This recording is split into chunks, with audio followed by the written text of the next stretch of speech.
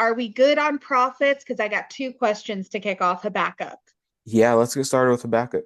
Number one, who is this man? Number two, why should anyone listen to him? Right. I can answer number one.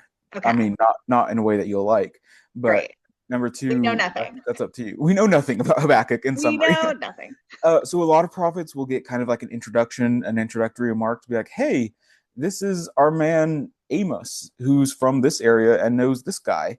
Yep. Here we get the introductory verse here. The oracle the prophet Habakkuk saw. Okay, what does that tell us about him? He's not really mentioned anywhere else in the Bible apart from um, in the Apocrypha in the story of Bel and the dragon that we talked about in episode 19. 21. We can kind of date this to sometime after the destruction of the northern kingdom, but Okay. before the destruction of the temple in the southern kingdom. Put this somewhere between like the year 600 and or 605 and 539 Mhm. BCE. Yeah. Which is like early in the Neo-Babylonian Empire. Because we have reference to like the temple in like verse in chapter 2, verse 20. Yeah. We can probably place this before the temple was destroyed, or Okay. at the very least referring back to placing itself in the time while the temple was still written.